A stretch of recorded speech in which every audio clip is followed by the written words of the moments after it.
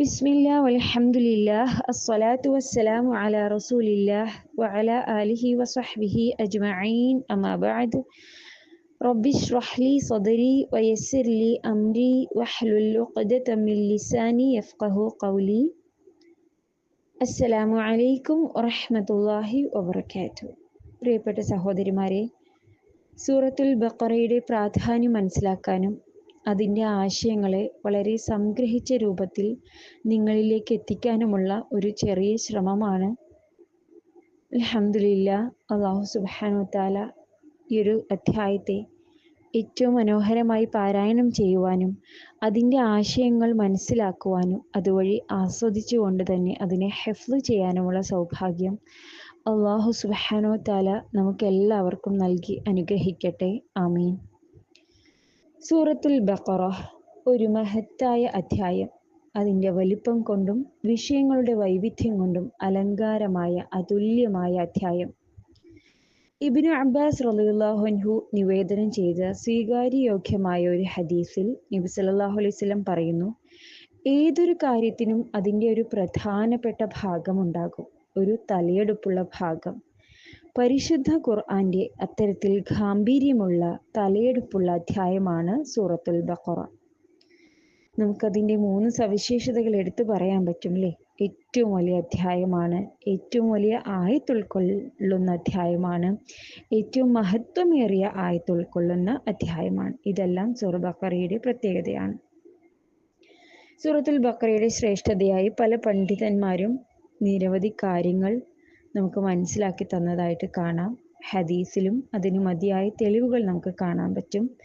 സൂറത്തുൽ ബഖറയെ വീട്ടിൽ വെച്ച് പാരായണം ചെയ്താൽ അവിടെ ഒരിക്കലും പിശാച് നിൽക്കുകയില്ല. ഇമാം അഹ്മദ് റഹ്മഹുല്ലാഹി അലൈഹി അദ്ദേഹത്തിൻ്റെ മുസ്നദിൽ ഉദ്ധരിക്കുന്ന ഹദീസിലും ഇമാം ഹാക്കിമിൻ്റെ റിവായത്തിലും ഈ ഹദീസുകൾ കാണാവുന്നതാണ്.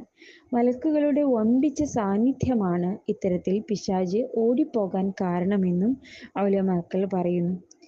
ഖിയാമത്ത് നാളിൽ സൂറത്തുൽ ബഖറ നമുക്ക് വേണ്ടി പ്രത്യേകം ശുപാർശ ചെയ്യുന്നതാണ്. ഇമാം മുസ്ലിം അദ്ദേഹത്തിൻ്റെ സ്വഹീഹിൽ ഉദ്ധരിക്കുന്ന ഹദീസിൽ ഇത് കാണാം.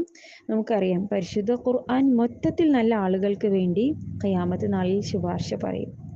എന്നാൽ പ്രവാചകൻ സല്ലല്ലാഹു അലൈഹി വസല്ലം പറഞ്ഞു, യഖ്റഉ സഹ്റാവൈൻ, അതായത് ഖുർആനിലെ 2 പ്രകാശങ്ങൾ, അത് നിങ്ങൾ പാരായണം ചെയ്യുക. അതെന്തായിരുന്നു? സൂറത്തുൽ ബഖറയും സൂറത്തുൽ ആലു ഇമ്രാനും. ഈ 2 അധ്യായങ്ങൾ ഖിയാമത്ത് നാളിൽ വരുന്നത് 2 മേഘത്തണലുകൾ പോലെ, അല്ലെങ്കിൽ 2 വലിയ പക്ഷിക്കൂട്ടങ്ങൾ പോലെ ശുപാർശയായിക്കൊണ്ടും തണലായിക്കൊണ്ടും നാളെ ഖിയാമത്ത് നാളിൽ അതിനെ നിരന്തരം പാരായണം ചെയ്യുന്നവർക്ക് അത് ബാധിച്ചു കൊണ്ടുവരും, ശുപാർശയായിക്കൊണ്ട്. അതിനാൽ അവയുടെ പാരായണവും പഠനവുമൊക്കെ ജീവിതത്തിൻ്റെ ഭാഗമാക്കി മാറ്റാൻ നാം ശ്രദ്ധിക്കേണ്ടതുണ്ട്. സൂറത്തുൽ ബഖറയിൽ എല്ലാവിധ അനുഗ്രഹവും ബറക്കത്തുകളുമുണ്ട് എന്നാണ്. വിശ്വാസപരമായ കാര്യങ്ങളിലാകട്ടെ, ആചാരാനുഷ്ഠാനപരമായ കാര്യങ്ങളിലാകട്ടെ, സ്വഭാവപരമായ കാര്യങ്ങളിലാകട്ടെ, എല്ലാ വിഷയത്തിലേക്കുമുള്ള വ്യക്തമായ മാർഗദർശനവും ഒട്ടനവധി അഹ്കാമുകൾ, തൗഹീദുമായി ബന്ധപ്പെട്ട വിഷയങ്ങൾ, ചരിത്രങ്ങൾ തുടങ്ങി സൂറ ബഖറ കൈകാര്യം ചെയ്യാത്ത വിഷയങ്ങളില്ല എന്ന് തന്നെ പറയാം. അതിനാൽ തന്നെ നബി സല്ലല്ലാഹു അലൈഹി വസല്ലം പറഞ്ഞത് സൂറ ബഖറ സ്വീകരിക്കൽ വലിയ ബർക്കത്താണെന്നും അതിനെ ഉപേക്ഷിക്കൽ വലിയ നഷ്ടവുമായിരിക്കും എന്നാണ്. അതുപോലെ തന്നെ സിഹറിൽ നിന്നും അതേപോലെയുള്ള മറ്റു പല ഉപദ്രവങ്ങളിൽ നിന്നും നമുക്കത് സംരക്ഷണവുമാണ്. പിശാചിൽ നിന്നും വലിയ സംരക്ഷണം ലഭിക്കും. തീർച്ചയായും നമുക്കറിയാം, ആയത്തുൽ കുർസി അല്ലേ, ഉറങ്ങാൻ പോകുന്ന സമയത്ത് നമുക്കത് എത്രമാത്രം ആശ്വാസമാണ്. അന്ന് മുഴുവനും, ആ രാത്രി മുഴുവനും ഒരു മലക്ക് നമുക്ക് കാവൽ നിൽക്കും. അപ്പോൾ അൽഹംദുലില്ലാ ആ ഒരു പ്രത്യേകതയുണ്ട്. അതുപോലെ തന്നെ അവസാനത്തെ 2 ആയത്ത് ആമന റസൂൽ തുടങ്ങുന്നത് അത് എല്ലാത്തിനും മതിയായതാണ് എന്നാണ് നബി സല്ലല്ലാഹു അലൈഹി വസല്ലം നമുക്ക് പഠിപ്പിച്ചു തന്നത്. അതുകൊണ്ട് സൂറത്തുൽ ബഖറ അറിയുന്നവർക്ക് അല്ലെ, ഒരു സമൂഹത്തിന് ഇമാമായി നിൽക്കാൻ തന്നെ യോഗ്യതയുണ്ട് എന്ന് നബി സല്ലല്ലാഹു അലൈഹി വസല്ലം നമ്മളെ മനസ്സിലാക്കി തന്നിട്ടുണ്ട്. സൂറ ബഖറ അറിയുന്ന ആളുകൾ തന്നെ എന്താണ്, മഹത്വമേറിയ ആളുകളായി തീരുന്നതാണ്. അവർക്ക് മറ്റുള്ളവരെക്കാൾ ഗാംഭീര്യവും മഹത്വവും അല്ലാഹു സുബ്ഹാനഹു വ തആല നൽകും എന്നുള്ളതാണ് ഇൻഷാ അല്ലാഹ് നമുക്കിതിൽ നിന്ന് മനസ്സിലാക്കാൻ പറ്റുന്നത്.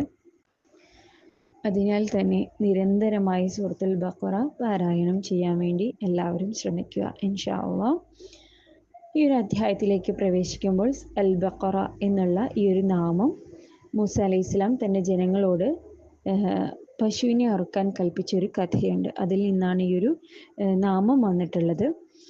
2.5 ജുസ്ഇലായിട്ടാണ് ഇത് വ്യാപിച്ച് കിടക്കുന്നത്. ആകെ 286 ആയത്താണുള്ളത്. 87-ാമതായിട്ടാണ് സൂറത്തുൽ ബഖറ അവതരിച്ചിട്ടുള്ളത്. സൂറ മുത്തഫിഫീൻ, ആലു ഇമ്രാൻ ഇവയ്ക്കെല്ലാം ശേഷമാണ്. അതുകൊണ്ട് തന്നെ നമുക്ക് മനസ്സിലാക്കാൻ പറ്റും മദനിയായിട്ടുള്ള ഒരു സൂറത്താണ്. പരിശുദ്ധ ഖുർആനിൽ തന്നെ അവസാനത്തെ വചനം ഈ ഒരു അധ്യായത്തിലെ 281-ാമത്തെ ആയത്താണെന്ന് പറയപ്പെടുന്നുണ്ട്. അൽഹംദുലില്ലാഹ്. സൂറത്തിലേക്ക് കടക്കുന്ന സമയത്ത് വിവിധ തരത്തിലുള്ള ഇസ്ലാമിക പ്രബോധനം, വിധികൾ, നിയമങ്ങൾ, നമസ്കാരം, സക്കാത്ത്, സിഹ്ർ, പ്രതിക്രിയ, നോമ്പ്, അങ്ങനെ മിക്ക വിഷയങ്ങളും ഉള്ളതായിട്ട് നമുക്ക് കാണാൻ പറ്റും. പരിശുദ്ധ ഖുർആനിലെ ഈ ഒരു അധ്യായത്തിലേക്ക് നമ്മൾ വെറുതെ ഒരു മേൽവായന മാത്രം നടത്തി പോകുന്ന അവസരത്തിൽ യാതൊരു അടുക്കും ചിട്ടയുമില്ലാത്തൊരു വിഷയങ്ങളുടെ ക്രമമാണെന്ന് നമുക്ക് കാണാൻ പറ്റും.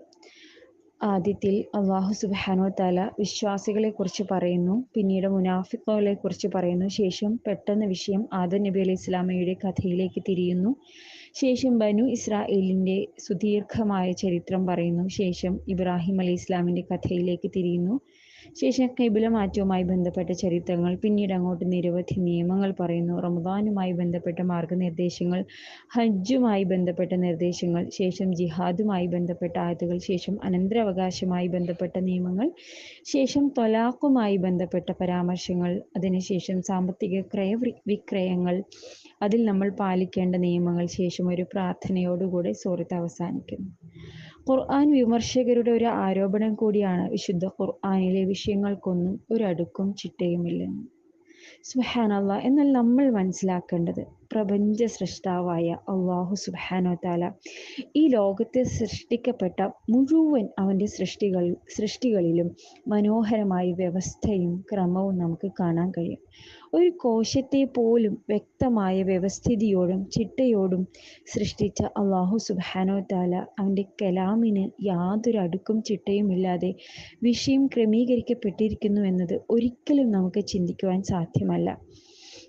അതിൻ്റെ മനോഹാരിതയും അടുക്കും ക്രമവും നമ്മൾ ആഴത്തിലിറങ്ങി തദബ്ബുർ ചെയ്താൽ മാത്രമേ അതിൻ്റെ അത്ഭുതങ്ങൾ നമുക്ക് മനസ്സിലാക്കാൻ സാധ്യമാവുകയുള്ളൂ എന്ന് മാത്രം. പരിശുദ്ധ ഖുർആൻ്റെ ഘടനയുമായി ബന്ധപ്പെട്ട് പഠനങ്ങൾ നടത്തുന്ന നിരവധി പണ്ഡിതന്മാരുണ്ട്. സൂറ ബഖറയെ അവർ പഠന വിധേയമാക്കിയ സന്ദർഭത്തിൽ അവർ മനസ്സിലാക്കി തന്ന മനോഹരമായ ഘടനയെക്കുറിച്ച് നമുക്കൊന്ന് പങ്കുവയ്ക്കാം ഇൻഷാ അല്ലാഹ്. സൂറത്തുൽ ബഖറയെ ആകെ 9 സെക്ഷനായിട്ട് നമുക്ക് വിഭജിക്കാൻ പറ്റും. അതിൽ ആദ്യത്തെ ഭാഗം ഹൃദയവുമായി ബന്ധപ്പെട്ടാണ്. അതായത് ഹൃദയവുമായി ബന്ധപ്പെട്ട 3 പ്രതിഭാസങ്ങളാണ് ഇവിടെ വിവരിക്കുന്നത്. ഒന്നാമതായി വിശ്വാസികളെ കുറിച്ച് പറഞ്ഞുകൊണ്ടാണ് ഇവിടെ ആരംഭിക്കുന്നത്. അല്ലദീന യുഅ്മിനൂന ബിൽ ഗൈബി വയുഖീമൂന സ്വലാത്ത വമിമ്മാ റസഖനാഹും യുൻഫിഖൂൻ. അവർ ഗൈബിൽ വിശ്വസിക്കുന്നവരാണ്. ഈമാൻ അത് ഹൃദയവുമായി ബന്ധപ്പെട്ടതാണ്.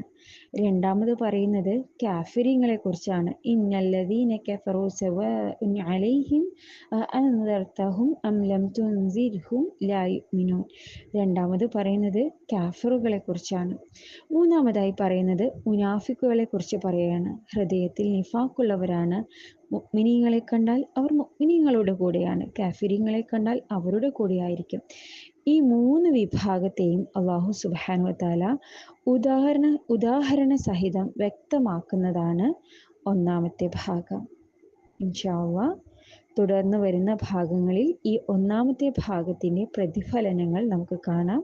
അടുത്ത ഭാഗവുമായി നമുക്ക് കാണാം ഇൻഷാ അല്ലാഹ്. ജസാക്കുമുല്ലാഹു ഖൈർ വ ബറകല്ലാഹു ഫീക്കും.